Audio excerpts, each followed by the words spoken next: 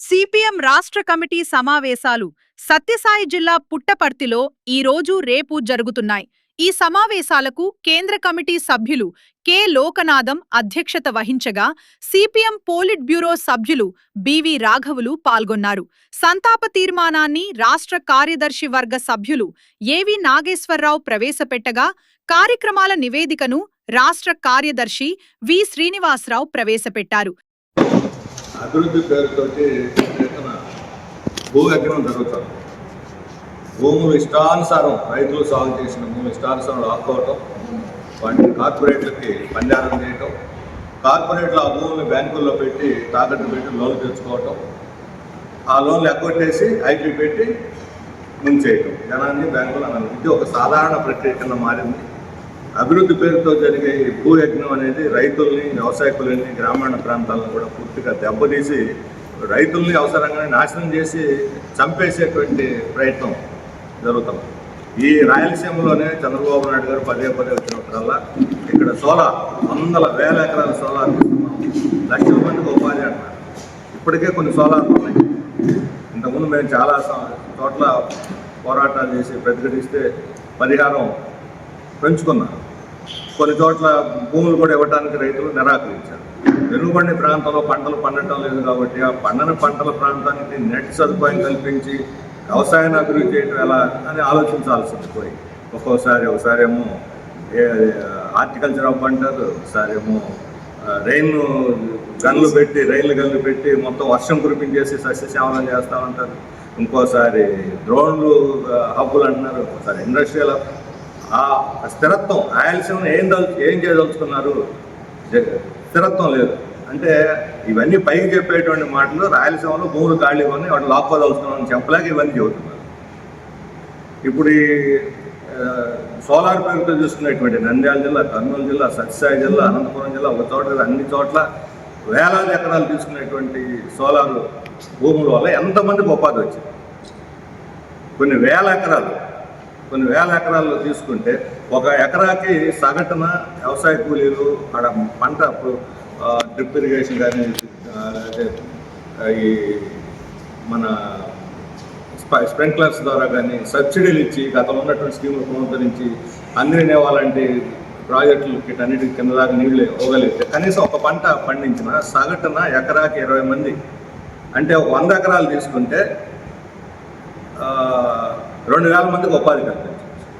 ఈరోజు 1000 ఎకరాలు తీసుకొని సోలార్లో ఎంతమందికి ఉపాధి కల్పిస్తున్నారు? 400. నేను 2-3 సోలార్ సెంటర్లు చూసి 400 ఎకరాల సోలార్ సెంటర్లో 5 పని చేస్తారు. ఒక 2 ఇంజనీర్లు, వాళ్ళని కూడా కలిపితే 6, లేదా 1-2 స్వేపర్స్. ఇదే ఎంప్లాయ్మెంట్ రాయలసీమ కల్పించే ఎంప్లాయ్మెంట్. దీనివల్ల వలసలు ఏమన్నా తగ్గాయా? ఈ ప్రాంతం ఎక్కడ ఏ రకంగా అభివృద్ధి అయింది కాదంటలేదు. ఏం అభివృద్ధి అయింది? పెద్ద కార్పొరేట్లు, కాంట్రాక్టులు తయారయ్యారు. ఈ జిల్లాలో కూడా కాంట్రాక్టర్లు, కార్పొరేట్లు తయారయ్యారు.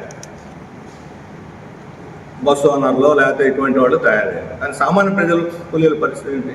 ఈరోజు ఈ సోలార్ కింద తీసుకున్న భూముల్లో ఉపాధి నేను చెప్పే సగటున 20 మంది పనిచేస్తే ఒక్కళ్ళు కూడా సోలార్లో ఎకరాకు చొప్పున సగటున ఎకరాకు ఒక్కళ్ళు కూడా ఉద్యోగం రాకపోతే 100 ఎకరాలు 4-5 మాత్రం ఉద్యోగాలు వస్తే మిగతా వ్యవసాయ కూలీల పరిస్థితి ఏంటి? అంటే వలసలు ఇంకా పెరుగుతున్నాయి పట్టణాలు. వాళ్ళకి పరిహారం ఇస్తున్నారా? రైతులకు మేము 30,000 ఇస్తాం, లీజు ఇప్పిస్తామని చెబుతున్నారు. దాన్ని ఈయన వచ్చి 1,000 పెట్టి 31,000 అన్నారు. 5% ఇస్తామన్నారు. ఇవన్నీ ఆశ చూపెట్టి ఇప్పుడు ఈరోజు విజయవాడలో ఏం జరిగింది? లూలు దానికి కేటాయించిన భూమి 4.5 ఎకరాలు 400 కోట్లు ఇప్పుడు ప్రభుత్వం ఉపసంహరించింది. మరి ఇటువంటి పెద్ద కార్పొరేట్లు పోరాటాల తర్వాత కొన్ని చోట్ల ఉపసంహరించుకున్నా అనేక చోట్ల మనకేదో లాభం జరుగుతుందని చెప్పి అన్నారు. 100 ఏళ్ళకి వాళ్ళకి లీజుకి ఇచ్చారు. అక్కడ రేపొద్దున ఇక్కడ 60 ఏళ్ళు, ఇప్పుడు 60 ఏళ్ళు, 66 సంవత్సరాలు అంటున్నారు. 66 కావచ్చు, 67 సంవత్సరాలతో రైతు మర్చిపోతాడు మా భూమిని. కంపెనీలు సొంతం చేసుకుంటే తాకట్టు పెడతారు. ఇప్పుడు 22A నిషేధం నుంచి మినహాయించి మీరు బ్యాంకుల్లో పెట్టుకొని రుణాలు తెచ్చుకోండి అని ప్రభుత్వం చెబుతారు, ప్రోత్సహిస్తారు. ఇప్పుడు మన లేపాక్షి నాలెడ్జ్ హబ్బు సంగతి ఏమిటి? మనం పెట్టారా? కానీ 4,600 కోట్లు తెచ్చి ఎగ్గొట్టేసి 500 కోట్లతో సెటిల్ చేసేసారు. ఈ గ్యాస్ ఇప్పుడు 60 రూపాయలు పెంచారు. మళ్ళీ కమర్షియల్ అయితే హోటల్ వాళ్ళు, ఈ చిన్న టిఫిన్ సెంటర్లు అన్నీ మూతపడుతున్నాయి. 300 పెంచేసారు ఏకంగా. దానికి వాళ్ళ ఉపాధి పోతుంది, ఉన్న ఉపాధి తప్పకూడుతున్నారు. కనీసం వాళ్ళందరికీ ఒక ప్యాకేజీ 10,000 రూపాయలు ఒక ప్యాకేజీ పంచడానికైనా ఇవ్వాలి. ఇప్పుడు యుద్ధం ముగిసిందో లేదో తెలియదు, ఆగిపోతున్నాయి షిప్పులు వేగంగా. మన రాష్ట్రంలోనే ఇప్పుడు అంగట్లో అన్నీ ఉన్నాయి, అల్లు నోట్లు వస్తాయని అంటారు కదా. మన రాష్ట్రంలో కేజీ బేసం కృష్ణా గోదావరి రోజుకి 21 లీటర్ల గ్యాస్ తయారవుతుంటే మొత్తం కేజీ కూడా లేదు, మొత్తం gas Maharashtra, Gujarat pipe line పెట్టి అంబానీ రిలయన్స్ కంపెనీ తీసుకుపోతున్నారు. మన రాష్ట్రానికి హక్కుంది, మంది ఇది గ్యాస్, ఈ భూమి మంది, గ్యాస్ మంది. 12వ ఫైనాన్స్ కమిషన్ ప్రకారం సగం మన రాష్ట్రానికి ఇవ్వాలి. ఆ సగం మనం సాధించుకుంటే ఈరోజు గ్యాస్ రాదు. 21,000 టన్నుల్లో 4,000 టన్నులు మన రాష్ట్రానికి సరిపోతుంది, మిగతాది ఎవరికైనా అమ్ముకోవచ్చు. మనం వద్దంటలేదు, అన్ని రాష్ట్రాలకి సరఫరా చేయండి, జాతీయ సంపద. కానీ మన రాష్ట్రం ఒకేమిటి? ఈరోజు ఎందుకు మనం ఇబ్బంది పడాలి గ్యాస్ పెట్టుకొని? ఇక్కడ కొన్ని ఆ రోజు అంబానీ ఏం చెప్పాడు, 1,50,000 కోట్లు పెట్టుబడి పెడుతున్నాను, 50,000 మందికి ఉద్యోగాలు ఇస్తాను. ఈ గోదావరి కృష్ణ బేసిన్లు ఎంతమందికి ఉద్యోగాలు వచ్చినాయి? 50,000, 4,000. 50,000 ఎక్కడ, 4,000 ఎక్కడ చెప్పే మాటలు చేస్తున్నాం. పని కొంతమందా? అందుకే అబద్ధాలు మోసాలతో కంపెనీలు జనాన్ని తప్పుదారి పట్టిస్తుంటే ప్రభుత్వాలు వాళ్ళకి తందాన అనడం సరైనటువంటి కాదు.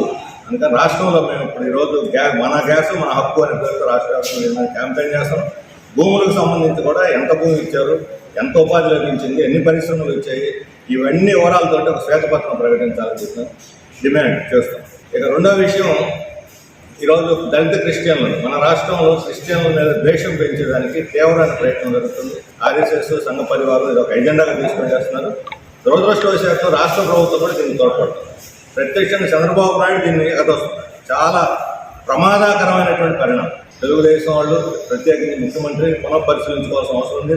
తాత్కాలిక రాజకీయాల కోసం ఈ ప్రధాన శత్రువులను దెబ్బ కొట్టడానికి కులాన్ని మతాన్ని ఉపయోగించాలంటే అది మీకే రేపొద్దున శాపంగా మారుద్ది, మర్చిపోవద్దని నేను చెప్పదలుచుకున్నాను. ఈ రాష్ట్రం మత సామరస్యానికి, శాంతికి నిలయంగా ఉన్నటువంటిది. అనేక రాష్ట్రాలు జరిగిన ఇక్కడ ఎక్కడ కూడా మత ఘర్షణ జరగలేదు.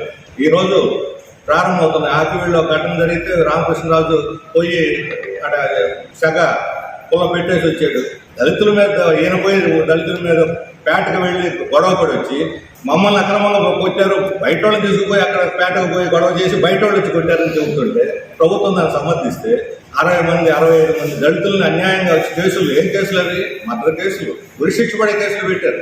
దళితులు ఊళ్ళో వాళ్ళ పేట మీదకి వస్తే తోపులాంటి జరిగితే నెట్టేస్తే ఉరిశిక్ష చేసే కేసులు ఏంటి? ఏం ఆలోచిస్తుంది ప్రభుత్వం? ఎలాంటి శిక్షలు పెడుతున్నారు? ఎందుకు అంత కక్ష మీకు మైనార్టీల మీద? హిందువులు అందరూ మతోన్మాలు కాదు, హిందువులు అత్యధిక భాగం ఈ రాష్ట్రంలో మత సామరస్యాన్ని కోరుకుంటున్నారు. హిందువులు, ముస్లింలు, క్రైస్తవులు కలిసి ఉండాలని కోరుకుంటున్నారు.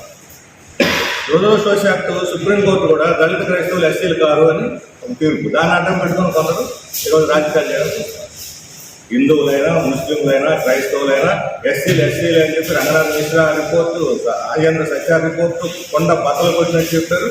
వాళ్ళందరినీ ఎస్సీలుగానే పరిగణించాలని సిఫార్సు చేశారు. ఎందుకు మనం చూస్తున్నాం కదా, క్రిస్టియన్లు చేసే ఎస్సీలు వాళ్ళు ఎస్సీలుగా చూడకుండా ఎవరైనా గౌరవిస్తున్నారా?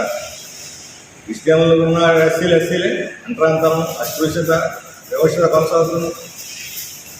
ఇప్పుడు వాళ్ళందరూ వెనక్కి వచ్చే బ్రాహ్మణులు చేస్తారా? ఇప్పుడు మతం మారవచ్చు, విశ్వాసాలు మారుతాయి, మతం ఎవరైనా కులం మారదు. కొన్ని దళితులు నేను బ్రాహ్మణుడు అవుతాను, జన్యం ఏంటంటే ఎవరైనా వేస్తారా? బ్రాహ్మణ పిల్లల నుంచి నాకు వివాహం చేయండి అంటే ఎవరైనా చేస్తారా? ఎవరి కులం వాళ్ళు ఎదుర్కొంటున్నారు. క్రిస్టియన్లో పోయినా కూడా దళితులు రెడ్డిని కమ్మని పెళ్లి చేస్తారు. దళిత క్రిస్టియన్లు బీసీలు అవుతారు, దళిత రెడ్డి కమ్మలేమో అప్పర్ క్యాస్ట్ అవుతున్నారు క్రిస్టియన్లో. మరి అక్కడ కులం ఎందుకు లేదు? అక్కడ ఉంది కులం, ఇక్కడ ఉంది. కులం అనేది వ్యవస్థతో ముడిపడి ఉంది, మతం అనేది విశ్వాసంతో ముడిపడి ఉంది. రెండు ఒకటి కాదు. మతాన్ని బట్టి కులం మారదు. అందువల్ల దళిత క్రైస్తవుల్ని ఎస్సీలుగానే పరిగణించి వాళ్ళకి ఇవ్వాల్సిన అన్ని సౌకర్యాలు ఇచ్చి వాళ్ళని అప్లిప్మెంట్ చేయాలి, వాళ్ళని అభివృద్ధి చేయాలని మా డిమాండ్. దానికోసం రాష్ట్ర వ్యాప్తంగా మేము అన్ని దళిత సంఘాలు, ప్రజా సంఘాలు, పౌర సంఘాలతో కూడా కలిసి ఉద్యమాన్ని ఒక విశాల ఉద్యమాన్ని నిర్మించాలని కూడా మేము నిర్ణయించుకున్నాం. ఈరోజు రేపు ఇక్కడ మనకి పుట్టపర్తిలో రాష్ట్రానికి సమావేశం జరుగుతుంది. అన్ని జిల్లాల నుంచి కూడా ఇక్కడ మన ప్రతినిధులు వచ్చారు. రాష్ట్రం ఎదుర్కొన్న రాజకీయ ఆర్థిక సమస్యలను చర్చించి రేపు సాయంత్రం ఇక్కడ బహిరంగ సభ కూడా ఉంది. అందులో మొత్తం కార్యక్రమాలు కూడా